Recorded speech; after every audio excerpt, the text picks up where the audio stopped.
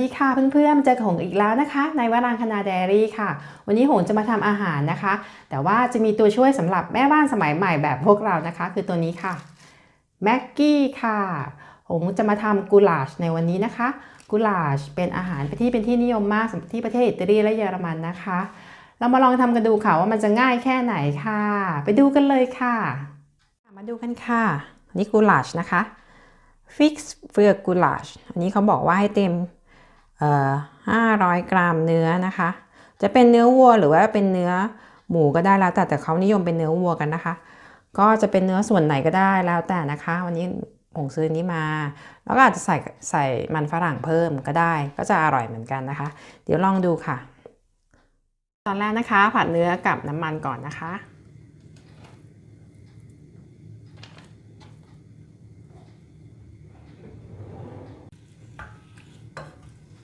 ผัดเนื้อกับน้ำมันให้พอสุกไม่ต้องสุกมากค่ะมีเดียมคุกก็พอนะคะ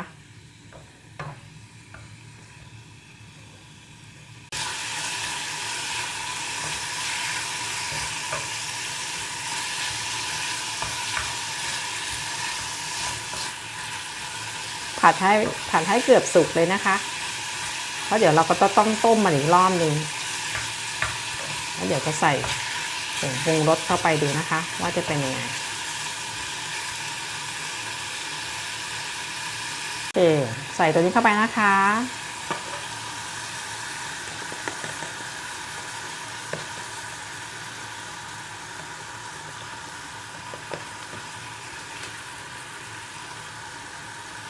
เลย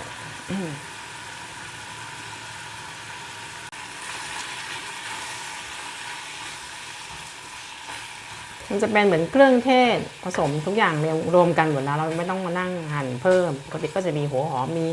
ปาปริก้าอะไรประมาณนี้เนาะแต่ว่านี่มันทำเสร็จเรียบร้อยแล้วอะเราก็แค่ใส่เข้าไปแล้วเดี๋ยวใส่น้ำซุปเข้าไปค่ะโอเคจากนั้นใส่น้ำซุปนะคะบอกให้ใส่ไป500 ml ครึ่งลิตรนะคะใส่เสร็จปุ๊บคนให้เข้ากันนะคะ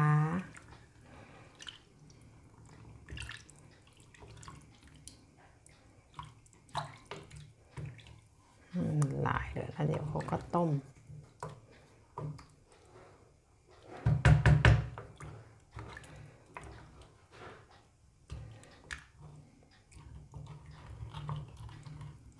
หลังจากที่ต้มไปครึ่งชั่วโมงได้แล้วโอ้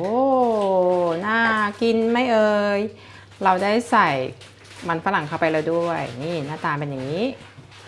เสร็จแล้วค่ะก็อาจจะต้มต่ออีกสัก15 นาทีถึง30 นาทีนะคะเพื่อให้มันฝรั่งนิ่มแล้วก็เนื้อก็จะนิ่มนุ่มมากกว่าเดิมด้วยเสร็จแล้วค่ะพอเสร็จปุ๊บก็มากินกับข้าวได้เลยอันนี้ตักกินกับข้าวหรือว่ากินกับเปล่าๆเลยก็ได้กินกับขนมปังนะคะง่ายมากเลยอย่าลืมกดไลค์กด Subscribe ให้กับช่องของหงด้วยนะคะขอบคุณค่ะ